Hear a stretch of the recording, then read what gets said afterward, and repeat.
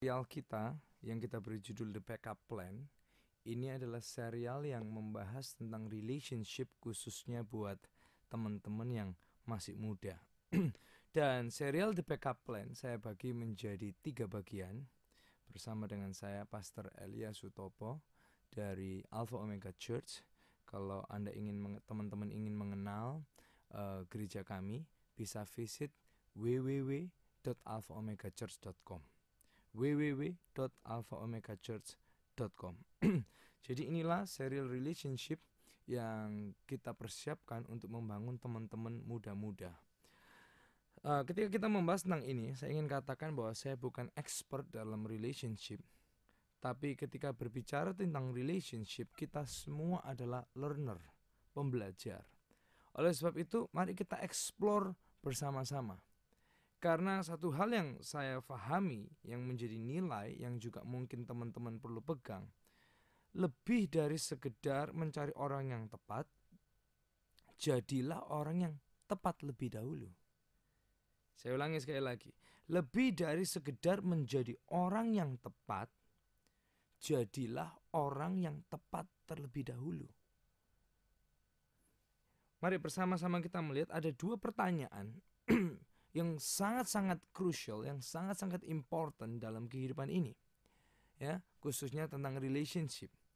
Pertanyaan yang pertama adalah gini, akankah saya menikah? Ya. Dan pertanyaan selanjutnya setelah menjawab pertanyaan itu adalah gini, kalau saya menikah, siapa yang akan kita nikahi? Jadi 2 pertanyaan penting dalam hidup yang ditanyakan oleh semua orang. Kristen atau tidak Kristen, kepercayaan apapun, berapapun usianya, bagi single people, mereka akan selalu tanya, akankah aku menikah? Dan kalau aku menikah, siapa yang akan aku nikahi? Nah, bicara tentang relationship, zaman dulu ada seorang raja yang sangat terkenal dengan hikmatnya.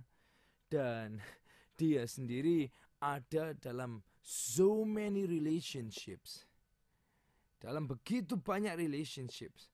Dan dari semua pengalaman, baik itu yang buruk, dia ambil baiknya, dari kesalahan-kesalahan, tentang pilihannya dalam relationship. Raja ini dia keluar dengan sebuah hikmat dan dia memberi nasihat. Orang ini bernama Salomo. Dalam Amsal 12 ayat yang ke-26, Salomo setelah melewati sekian banyak relationships, akhirnya dia muncul dengan satu pengertian buat kita semua, khususnya kalau teman-teman single atau you are in relationships and you need wisdom on it. Amsal 12 ayat 26, kata Salomo seperti ini, orang benar mendapati tempat penggembalaannya. Dalam bahasa Inggrisnya lebih jelas gini, righteous man chooses his friends carefully. Lebih enak dalam terjemahan bahasa Inggrisnya, righteous man chooses his friends carefully. Artinya gini, kalau dalam memilih teman aja kita harus careful, apalagi dalam memilih life partner, pasangan hidup. Nah, sebelum kita membahas tentang pasangan hidup, ada beberapa mitos tentang pernikahan yang perlu kita re-evaluate, kita perlu pikirkan ulang. Ada orang yang sering berkata atau kita sering mendengar mitos seperti ini, Tuhan itu memilihkan pasangan hidup kita. Sebenarnya gini teman-teman, Tuhan tidak memilihkan pasangan hidup kita. Itu pilihan kita. Itu adalah our choice. Karena Tuhan tidak memilihkan buat kita, ya, tapi kita yang 100% memilih. Tuhan gak pernah kasih di awan sebuah tulisan, nikahilah si A, ya, hampir gak ada. Atau ketika kita lagi berjalan, kemudian kita melihat sebuah tulisan, kita mungkin melihat iklan dari sebuah kamera Nikon, kemudian tahu-tahu berarti kamu harus menikahi si Nike, agak jarang banget. Ya. Ada orang yang berkata, aku gak akan keluar dengan siapa-siapa, aku hanya akan duduk, aku cuma akan menunggu. Agak gak masuk akal. Gimana mau buat pilihan kalau kamu tidak punya pilihan? Sekali lagi, gimana mau buat pilihan kalau kita tidak punya pilihan?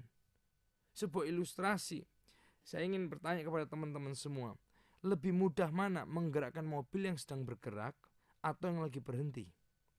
Saya yakin kita semua akan setuju lebih mudah menggerakkan mobil yang sedang bergerak dibanding mobil yang sedang berhenti. Alias gini, kita tidak bisa duduk-duduk di basement rumah kita atau hanya duduk-duduk di kamar kita, mengurung diri dan kita berkata, aku menunggu Tuhan. Tahu apa yang terjadi? Nggak akan terjadi apa-apa. Karena gini, kita yang memilih, Tuhan yang menuntun, dan Tuhan yang memberikan guidance buat kehidupan kita. Ya, oke, mitos selanjutnya yang perlu kita re-evaluate, yang perlu kita pikirkan. Seringkali kita mendengar gini, the only one for me, satu-satunya buat saya. Sebenarnya bukan hanya satu orang yang tepat buat Anda. Mungkin ada beberapa. Memang kata-kata the only one for me kedengarannya romantis. Tapi coba kalau kita pikirkan lagi, nggak selalu logical. Dan belum tentu benar.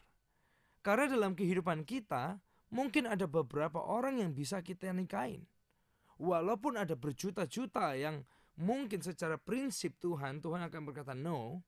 Tapi ada beberapa orang yang secara prinsip Tuhan akan berkata yes, then you have to choose.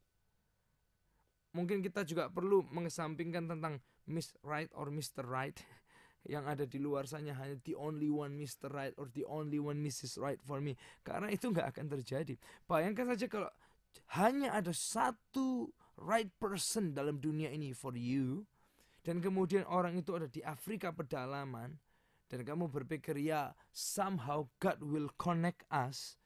Well, itu bisa aja. And it sounds very romantic, very dreamy, mimpi yang baik, tapi nggak selalu terjadi. Oleh sebab itu, bukan hanya ada satu orang yang tepat buat kita, tapi ada beberapa orang yang tepat, dan kita perlu belajar untuk explore dan memilih. Mitos yang selanjutnya, oh yang penting cinta, yang penting sayang. Saya ingin mengajak kita merenungkan kembali, karena sebenarnya gini, cinta atau hanya cinta itu nggak cukup, bukan satu-satunya alasan untuk menikah. Ketika kita konsel beberapa orang, ketika saya sendiri konsel beberapa orang, saya melihat si A datang dengan si B, bicara tentang latar belakang keluarga, rasanya kok nggak cocok sekali. Personality, kemudian level edukasi, bicara tentang ambisi kehidupan satu dengan yang lain, bicara tentang goal kehidupan kok berbeda banget. Kemudian lihat dari nilai-nilai kehidupan kok berbeda sekali. Tapi ketika kita ngobrol, mereka selalu punya alasan gini, ya yang penting kita sayang, cinta satu dengan yang lain. Coba kalau kita mau lebih berlogika lagi, kasih situasi yang tepat, kita itu bisa membuat orang saling jatuh cinta satu dengan yang lainnya. Situasi yang tepat, circumstance yang tepat, ya, environment yang tepat bisa membuat dua orang jatuh cinta. Makanya ada yang namanya cinlok, cinta lokasi. Tapi hanya karena kita sayang atau cinta dengan seseorang bukan berarti kita harus menikahi mereka. Saya bisa jatuh cinta dengan semua orang atau banyak orang, tapi gak berarti aku harus menikahi semua orang yang kepadanya aku jatuh cinta. Bukan juga artinya gini, kamu menikah dengan orang yang gak kamu cintai, bukan. Tapi intinya adalah gini, cinta itu sendiri bukan satu-satunya alasan untuk kita menikah. Gak cukup alasan untuk kita menikahi seseorang hanya karena yang penting cinta, yang penting cinta, itu mitos. Jadi gini teman-teman, Tuhan sekali lagi gak memberitahu kita siapa yang harus kita nikahi, tapi Dia kasih kita descriptions, Dia kasih kita guidelines, Dia kasih kita pertimbangan, nilai-nilai.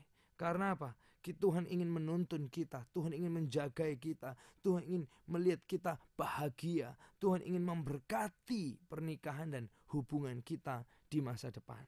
Nah, ada beberapa hal yang akan kita explore bersama.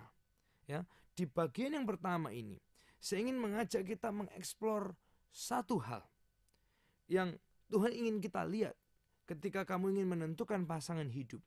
Ketika kamu harus memilih, ketika kamu harus menentukan, mengambil pilih next steps dalam relationshipsmu. Dan ketika kita mendengarkan ini, mencoba mengaplikasikannya, saya yakin ini merupakan awal dari happy relationships yang Tuhan sediakan buat setiap kita. Nah, concern pertama apa nih yang perlu kita lihat? Ini part 1, bagian yang pertama. Yang perlu kita jadikan concern adalah yang pertama adalah ini. Kita dan calon pasangan hidup kita harus punya tujuan hidup yang compatible, yang cocok. Tujuan hidup yang cocok. Perhatikan kata cocok. Compatible. Kata cocok bukan berarti harus cocok DNA-nya. Itu namanya kamu menikahi saudarimu. Atau cocok sesama gender. Itu malah lebih aneh lagi. Atau cocok itu kembar pikirannya. Saya rasa itu agak susah karena saya sendiri kembar, tapi kita punya pola berpikir yang berbeda. Nah, cocok berbicara apa? Compatible berbicara apa?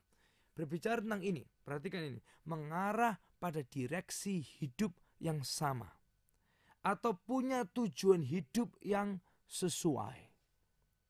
Seorang penulis bernama Amos, dia memberikan sebuah nasihat yang luar biasa tentang relationships. Amos 3 ayat yang ketiga. Amos 3 ayat yang ketiga, dia menulis seperti ini. Berjalankah dua orang bersama-sama jika mereka belum berjanji? Terjemahan bahasa Inggrisnya lebih asik lagi, lebih keren lagi, lebih mudah dimengerti. Can two people walk together without agreeing on the direction? Bisa nggak dua orang berjalan bersama-sama tanpa punya tujuan yang sama atau yang sesuai atau yang cocok? Berarti pemahamannya gini, kalau dua orang tidak bisa jalan bareng karena tujuannya beda, dua orang tidak bisa jalan bareng karena yang satu mau ke east, yang satu mau ke west, bagaimana dua orang bisa hidup bersama dengan tujuan yang berbeda? Agak nggak masuk akal. Tapi prinsip ini golden banget. Ini prinsip yang luar biasa. Bagaimana dua orang bisa jalan bersama kalau tujuannya beda? Apalagi bagaimana dua orang bisa hidup bersama dengan tujuan yang berbeda? Hubungannya atau pernikahannya nggak akan last. Malah ketakutannya adalah maybe fall apart. Coba kalau kita mau mengendarai satu mobil dengan dua orang yang punya tujuan yang berbeda. Susah. Tidak akan ketemu. Sedangkan, ini yang perlu kita tangkap bersama. Tuhan menciptakan kita dan meletakkan kita di bumi itu dengan tujuan. Kok tahu, Pastor Elia, dari mana? Taunya dari mana? Paulus, dia pernah berkata kepada orang-orang Efesus, dan kata-kata Paulus kepada orang Efesus itu juga berlaku buat kita hari ini. Ini dia berkata seperti ini. Efesus 2 ayat yang ke-10. Karena kita ini buatan Allah, diciptakan dalam Kristus Yesus untuk melakukan pekerjaan baik yang dipersiapkan Allah sebelumnya. Ia mau supaya kita hidup di dalamnya. Perhatikan ini. Tuhan sudah persiapkan kita sebelum kita ada. Sebelum kita lahir, Tuhan sudah tahu tujuan kita dibuat dan diciptakan. Oleh sebab itu, kita harus tahu tujuan hidup kita. Kita perlu menemukan ini. Dan inilah yang ingin saya katakan di awal. Tuhan menempatkan kita, sekali lagi, dengan tujuan. Dengan tujuan. Nah, percaya apa nggak percaya? Suatu hari kalau kita mati, ya, kita percaya setelah hidup yang sekarang akan ada kehidupan yang kekal. Dan pilihannya ada dua. Kekal di surga atau di neraka. Saya berharap kita semua ada di surga. Kalau Anda sampai di surga, satu hari, Tuhan akan tanya dua pertanyaan kepada kita. Pertanyaan pertama adalah gini, apa yang kamu lakukan untuk Yesus? Tuhan gak akan tanya, kamu Katolik, kamu Protestan, kamu Pantai Costa atau kamu denominasi apa, enggak, Tuhan enggak akan tanya. Yang Tuhan akan tanya adalah gini, apa yang kamu lakukan untuk Yesus? Dan yang kedua, yang Tuhan pertanyakan adalah gini, apa yang kamu perbuat dengan yang aku percayakan atau aku berikan? Alias, apa yang aku titipkan dipakai untuk memenuhi tujuanmu enggak? Perhatikan pertanyaan yang kedua ini. Apa yang aku berikan, apa yang kamu lakukan dengan itu yang aku berikan? Untuk memenuhi tujuanmu apa enggak? Karena Tuhan enggak akan tanya kamu nikahi siapa, enggak. Tapi dia akan tanya, apakah kamu melakukan atau mencapai tujuanmu diciptakan? Dan kalau kamu jawab, Tuhan, aku ketemu ini cewek cute banget, atau cowok cute banget, dia tinggi, dia charming, dia so fun, dia begitu care sama aku, cara dia natap aku, cara dia ngobrol sama aku, apalagi ketika dia memperhatikan aku, aduh Tuhan, rasanya itu jawaban yang akan salah. Karena sekali lagi, Tuhan akan tanya, hey, did you fulfill your purpose? Tuhan gak tanya kamu nikah sama siapa, apakah dia cute dan lain sebagainya. Tapi yang Tuhan concern adalah gini, aku ciptakan kamu dengan tujuan. Dan apakah kamu mencapai tujuanmu? Nah, pentingnya menemukan pasangan hidup yang punya tujuan yang cocok. Karena dia akan membawa kita fulfill our destiny. Kalau pasangan hidup kita tidak peduli dengan itu, bagaimana kamu bisa mencapai tujuan hidupmu? Setiap orang punya karunia, kemampuan yang perlu dikembangkan untuk mencapai tujuan. Kalau pasangan hidupmu tidak peduli, tidak care ke sana, gimana kamu bisa develop, bertumbuh, to fulfill your purpose, untuk memenuhi tujuanmu? Karena ini yang perlu kita tangkap bersama. Tujuan menikah adalah, ya, kita semua perlu paham ini. Tujuan menikah adalah membuat kita semakin efektif dan memenuhi tujuan atau panggilan hidup kita. Kalau teman-teman gak mengerti hal ini, kamu akan miss the point of marriage. Kamu akan miss the point of marriage. Nah, bagaimana aku bisa tahu kalau tujuan hidupku dan dia itu cocok atau mendekati? Coba kamu gambar sebuah lingkaran. Ya, lingkaran itu adalah tujuan hidupmu. Kemudian lingkaran yang lain lagi itu tujuan hidup dia. Ketika lingkaranmu dan lingkaran dia itu sangat berjauhan, maka tujuan hidupmu sangat jauh. Tapi semakin lingkaranmu dan lingkarannya dia itu overlap, dan semakin banyak overlapnya, semakin jelas you guys have a same direction or purpose in life. Dan itu akan membuat kalian jadi tim yang powerful. And you will be blessed in this world. Sebuah cerita dari hidup saya secara pribadi. Waktu mau masuk kuliah, saya sadar tujuan hidup saya. Saya tahu Tuhan mau saya jadi apa. Tujuan hidup saya jelas. Di dalam melayani Tuhan, tentunya pertanyaan juga gini, dalam area apa, melalui profesi apa. Karena kalau orang bilang Tuhan panggil aku melayani, pertanyaan dalam dunia apa, melalui apa. Ya, ada businessman yang melayani, ada desainer yang melayani, ada musician yang melayani. Tapi waktu itu aku jelas, my calling was clear, menjadi pendeta yang melayani Tuhan dan jemaat. Jujur aja kalau mau tahu detailnya di momen itu, aku gak tahu detailnya seperti apa. Tapi my purpose was clear. Nah, ketika aku berjumpa dengan istriku, satu hal yang aku lihat adalah gini, tujuan hidup kita itu match. Lingkaran saya dan lingkaran dia itu overlap banyak banget. Berarti gini, match banget. Karena apa? Kita berdua punya tujuan, I wanna serve God. Melalui gifts kita, melalui talents kita, melalui job kita. Dan inilah kita hari ini. We are making impact. Karena apa? Our life purpose is compatible. Tapi bayangin, kamu tahu tujuanmu, tapi kamu ketemu dengan orang yang tujuannya berbeda. Dan kamu percaya mitos itu, yang penting cinta. Padahal kita baru saja menyadari bahwa cinta aja bukan satu-satunya alasan untuk kita menikah. Bukan berarti kamu harus menikah orang yang kamu cintai, bukan. Tapi cinta aja nggak cukup. Kamu perlu tahu tujuan hidupmu kompatibel apa enggak. Nah bayangin, kamu tahu tujuan hidupmu tapi kamu menentukan untuk menikahi orang yang tujuan hidupnya berbeda.